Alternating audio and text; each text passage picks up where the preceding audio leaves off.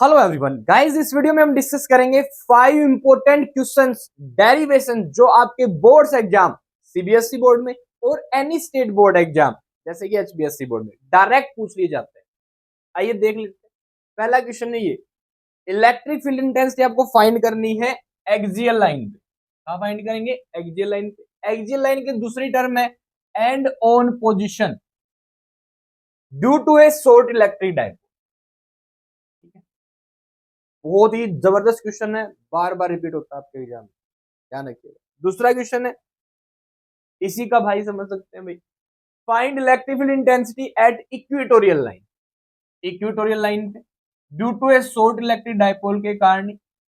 अब equatorial line को हम कहते हैं ब्रॉड साइड ऑन पोजिशन। क्या कहते हैं? Broadside on position. तीसरा क्वेश्चन, दोनों को मिला दो एट एनी पॉइंट, किसी भी पॉइंट पे, और इस पॉइंट के ये दोनों केस हो जाते हैं, दो केस बन जाते हैं, एक इक्वेटोरियल लाइन वाला और एक एक्सियल लाइन वाला। ठीक है, यानी कि अगर आपको ये डेरिवेशन अच्छे से आता है तो आप इससे आसानी से निकाल लेंगे एक्सियल लाइन पे भी और इक्वेटोरियल लाइन पे। गाइज यहां से आपके 3 और 5 नंबर में डायरेक्ट क्वेश्चन आता है और एक एक दो दो नंबर में भी क्वेश्चन आ जाता है। ठीक है, मैं आपको सिंपल सा एक ही स्लाइड में सारे क्वेश्चन का आंसर दूंगा कैसे का। ठीक है, बने रहिए वीडियो में और इन क्वेश्चंस के फुल डेरिवेशन की लिंक आपको वीडियो के डिस्क्रिप्शन में मिल जाएगी, आप ठीक है। और जैसे मैंने आपको बता रखा, आपको ऐसे ही लिखना है, बात सवाल डायरेक्ट जैसे ही क्वेश्चन आता है आप आंसर करेंगे, फुल बाय फुल नंबर मिलेगा। फोर्थ क्वेश्चन ये है, क्या है भाई? इलेक्ट्रिक फील्ड इंटेंसिटी आपको फाइंड करनी है any point on the axis of A uniformly charge ring. बहुत पॉपुलर क्वेश्चन रहता है सीबीएसई बोर्ड में, एचबीएसई बोर्ड में पूछे जाने लगे। ठीक है, ध्यान रखिए। तो find electric field intensity at any point on the axis of uniformly charge ring. Fourth question, electric field intensity question, ध्यान रखिएगा। फिफ्थ है भैया, एक इलेक्ट्रिक डायपोल को मैंने इलेक्ट्रिक फील्ड में रख दिया, तो आपको दो चीजें बतानी होती है, टॉर्क और पोटेंशियल एनर्जी। ठीक है, ऑल्सो टेल दो कंडीशन, अनस्टेबल इक्विलिब्रियम और स्टेबल इक्विलिब्रियम कंडीशन पूछ लेते। तो गाइज ये 5 मोस्ट इंपोर्टेंट क्वेश्चन है जो आपके बोर्ड्स एग्जाम में डायरेक्ट आते हैं। अब इनसे जो एक एक नंबर के क्वेश्चन बनते हैं, आइए उनको देख लेते हैं। डेरिवेशन की लिंक डिस्क्रिप्शन में है, देख लीजिए। Electric field intensity axial line पे शॉर्ट इलेक्ट्रिक डायपोल के कारण बराबर होती है 2kp by r3। 2kp by r3। क्या क्वेश्चन आता है, यहां पूछ लेते हैं डायरेक्ट फॉर्मूला सीधा ये, और पूछ लेते हैं एक्सियल लाइन पे एक डायपोल के कारण electric field intensity inversely proportional होती है किसके भाई? r की पावर 3। ये क्वेश्चन आता है, इसे एंड ऑन पोजीशन भी कहते हैं, ध्यान रखिए। इक्वेटोरियल लाइन पे बराबर होती है kp by r3 के। अगेन ये भी r की पावर 3 के इनवर्सली प्रोपोर्शनल है। देन इसे ब्रॉड साइड ऑन पोजीशन कहते हैं।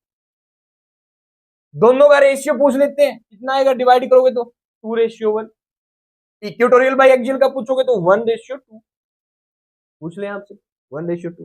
देन एट एनी पॉइंट पे simply kp by r3, kp by r3। अब तरीका भी देख लो जिससे आप आसानी से याद कर ले।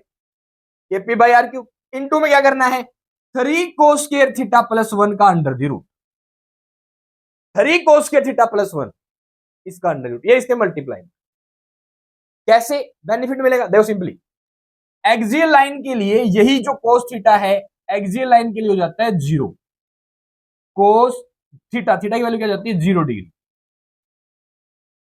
अब cos थीटा की वैल्यू 0 डिग्री, cos 0 डिग्री की वैल्यू कितनी होती है? 1। जैसे यहां पे 1 रखोगे तो cos थीटा 1 का square 1 into 3 plus 1 under root 4 हो गया। 4 का अंडर रूट कितना आएगा? 2 kp by r3 हो जाएगा। और इक्वेटोरियल लाइन यही थीटा हो जाता है 90 डिग्री। अब cos 90 डिग्री कितना होता है? 0। 3 इंटू 0 का स्क्वायर 0 प्लस 1 अंडर रूट 1 का under root 1 kp by r3 बचा। तो एट एनी पॉइंट से आप दोनों चीजें बता सकते हैं, तो ये फॉर्मूला ध्यान रखें। फिर ये बात ध्यान रखें, एक्सियल लाइन के लिए cos थीटा यानी जो थीटा होगा 0 डिग्री होगा, इक्वेटोरियल लाइन के लिए 90 डिग्री होगा। कोस 0 डिग्री 1 होता है, कोस 90 डिग्री 0 होता है। आगे आंसर कर लोगे अब आराम से। एक्सिस पे, रिंग की एक्सिस पे, ये क्या सीन है भाई, ये रिंग है और इसकी एक्सिस ये वाली, एक रिंग बनाया, ये एक्सिस होगी इसके बीचों बीच, ये एक्सिस है। डन। इस एक्सिस पे इलेक्ट्रिक फील्ड इंटेंसिटी की वैल्यू बतानी कितनी होगी, कि जो रिंग पे चार्ज है वो टोटल है Q, total charge on ring Q. R, R है एक्सिस से दूरी कितनी ले रहे हो आप, ठीक। आर क्या है, एक्सिस से दूरी, यहां से। ए क्या है, रेडियस, ए है radius. Simply K Q R by R square plus A square की पावर 3/2। यहां पे क्या क्वेश्चन है भाई, देखो सिंपली अगर मैं बात करूं यहां रिंग पे, रिंग के सेंटर पे, तो पूरे पे चार्ज कितना है क्यू, तो सेंटर पे इलेक्ट्रिक फील्ड की वैल्यू बताइए कितनी होगी, सारे एक दूसरे को रिपेल करेंगे, नेट आंसर कितना आएगा, 0। और आर की वैल्यू सेंटर से कितनी है, सेंटर पे 0। जैसे आप आर 0 रखेंगे आंसर कितना आ जाएगा, 0। इससे आप याद रख लोगे कि एक रिंग के सेंटर पे यहां इलेक्ट्रिक फील्ड इंटेंसिटी की वैल्यू रिंग के कारण, अगर रिंग पे टोटल चार्ज क्यू है कितनी होगी, 0। के क्यू आर, आर के प्लस एस के बाद 3/2। और ये भी ध्यान रखना ए क्या है, radius, R is distance from the centre of the ring. अब यहां पे एक और इंपॉर्टेंट क्वेश्चन पूछते हैं, बताइए रिंग के सेंटर से कितनी दूरी पे इस तरफ भी और इस तरफ भी इलेक्ट्रिक फील्ड इंटेंसिटी की वैल्यू एक्सिस पे मैक्सिमम होगी, ये क्वेश्चन आता है। ध्यान रखना गाइज, इस रेडियस का a/√2, a/√2, रिंग के सेंटर से दूरी है a/√2, रिंग के सेंटर से दूरी a/√2 इधर भी और a/√2 इधर, किसी भी तरफ ले लो। अगर r की वैल्यू a/√2 है इस पोजीशन पे, लेट्स अज्यूम दैट ये है a/1/√2.7 के आसपास होता है ऑफ a, यानी यहां से a का 0.7 वाला हिस्सा, लगभग इतनी दूरी बन गई यहां तक। यहां पे जो कि सेंटर से 0.7 है दूरी पे मैक्सिमम वैल्यू होगी इलेक्ट्रिक फील्ड इंटेंसिटी की रिंग के कारण, इस साइड भी और इस साइड भी, दोनों एक सही है, सिमेट्रिकल रिंग के लिए दोनों साइड, दोनों एक चीज देख लो, समझ रहे हो। Torque due to an electric dipole, या torque on an electric dipole in external electric field कितना होता है, P vector cross E vector. अगर आप इसको खोल लेंगे तो क्या हो जाएगा, P E sine theta N cap, N cap क्या है भाई, डायरेक्शन, या अंदर की तरफ मिलेगी या बाहर की तरफ। अगर यहां पे थीटा की वैल्यू है 0 degree, that it is stable equilibrium. Simple answer, कुछ नहीं करना, डाइपोल का इलेक्ट्रिक फील्ड के साथ एंगल कितना है, 0 degree.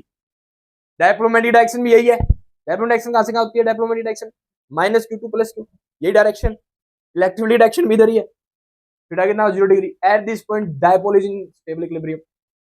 Now unstable equilibrium when theta is 180 degree, what it's mean, minus charge यहाँ है, प्लस चार्ज यहाँ है, electric dipole P vector direction ही होगी, इलेक्ट्रिक फील्ड अपोजिट है, पी वेक्टर 180 डिग्री हो गया। इस टाइम पे इस स्थिति, ये जो पोजीशन, ये जो कंडीशन है डायपोल की, ये कराती है position of unstable equilibrium when theta is 180 degree. Potential energy of a dipole पूछ लेते हैं, minus P vector to T vector कैसे खुलेगी, minus P E cos theta. यहां पे एक बढ़िया क्वेश्चन, क्या, लेट्स अज्यूम दैट, समझने वाली बात क्या है भाई, ये इलेक्ट्रिक फील्ड हमने लगा रखा है डायरेक्शन। ध्यान रखना गाइस, एक डायपोल जब इसके साथ डायपोल मोमेंट, मान लो ये नेगेटिव चार्ज है, ये पॉजिटिव चार्ज है यहाँ, तो पी वेक्टर डायरेक्शन ये होगी ऊपर की तरफ। इस टाइम पे डायपोल की जो पोटेंशियल एनर्जी है ये होती है 0। आपसे क्वेश्चन पूछ सकते हैं, थीटा अगर कितना हो भाई 90 डिग्री, यानी कि ई वेक्टर और पी वेक्टर बीच तो एंगल है थीटा, ये अगर 90 डिग्री हो ना हो भाई 90 डिग्री, तो पोटेंशियल एनर्जी कितनी होगी, 0 मिनिमम। तो एक डायपोल की पोटेंशियल एनर्जी 0 कहां होती है, 90 डिग्री पे होती है। 0 की बात है, मिनिमम मैक्सिमम यहाँ पे हो सकता है कि जब थीटा 0 डिग्री तो माइनस पी वैल्यू आ जाएगी, जब थीटा 180 डिग्री हो तो प्लस का पी आ जाएगा, तो मिनिमम वैल्यू तो माइनस पी हुई ना, कोस थीटा कितना हो, कोस कितना थीटा कितना हो, 0 डिग्री, ध्यान रखिएगा। नाउ अगर डायपोल 90 डिग्री पे, यानी पी वेक्टर ई वेक्टर के साथ 90 डिग्री एंगल बना रहे हैं, उस टाइम पे पोटेंशियल एनर्जी होती है 0। गाइस ये फॉर्मूला तभी आता है, ये P vector dot E vector minus, जब आपने पहले पॉइंट पे डायपोल को 90 डिग्री से चेंज किया, यानी इनिशियल थीटा डायपोल मोमेंट के साथ इलेक्ट्रिक फील्ड का 90 डिग्री तब। ये दिमाग में रखना, when initially when theta dipole is at 90 degree, dipole moment is at 90 degree with electric field, then this is potential energy now at any angle theta. यानी starting में एंगल थीटा लेना है, दूसरा जो एंगल कोई थीटा है उस point पे इसकी पोटेंशियल एनर्जी हो जाएगी माइनस पी। कोई आपसे पूछ ले पोटेंशियल एनर्जी, क्वेश्चन आ गया, what is value of potential energy on in an external electric field of electric dipole, then u is equal to minus P vector dot E vector P cos theta, and you will, और आप साथ में लिखेंगे it is understood that initially dipole electric dipole form electric dipole moment form 90 degree angle with external electric field. तो ये 5 most important question, और ये थे इनके एक एक नंबर के क्वेश्चन, और इन सबके डेरिवेशन का लिंक आपको डिस्क्रिप्शन में मिल जाएगा। ठीक है गाइस, तो ऐसे क्वेश्चन के लिए फॉलो करें एबीसी फिजिक्स वर्ल्ड, और आपको हर चैप्टर के फिजिक्स के मोस्ट इंपोर्टेंट क्वेश्चन, ठीक है। और ध्यान दीजिए जो प्लेलिस्ट है चैनल पे, इनको तसल्ली से देख लीजिए। आपका एग्जाम है सीबीएसई बोर्ड वालों का 20 फरवरी को, एचबीएसई बोर्ड वालों का आगे है, तो आप अच्छे से अपने बोर्ड से एग्जाम के लिए इन वीडियोस को देख रेफरेंस के तौर पे ले सकते हैं, और बहुत ही बेहतरीन स्कोर 70 आउट ऑफ 70 का स्कोर करते हैं। ओके, अच्छे से पढ़िए, ऑल द बेस्ट। कोई भी क्वेरी हो तुरंत कमेंट में पूछिए।